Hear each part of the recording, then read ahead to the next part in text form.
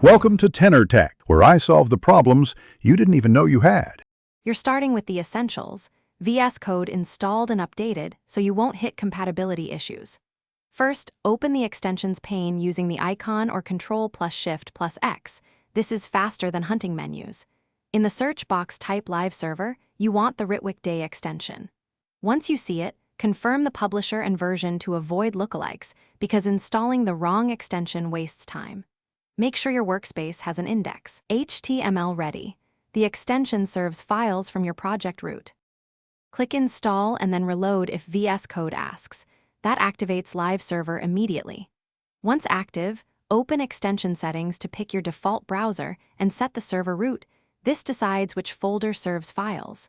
You should also set the port and enable autosave or auto-reload so changes reflect instantly. By configuring workspace settings, JSON, you ensure consistent behavior across machines. If you use frameworks, point root to the build or public folder so the server serves the correct. Click the Go Live button in the status bar or right-click an HTML file and choose Open with Live Server to launch. You'll get a localhost URL with the configured port. Once open, edit and save a file to verify live reload.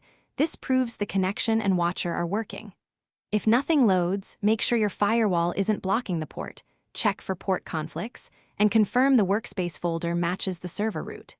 If needed, restart VS Code and the browser to clear cache states.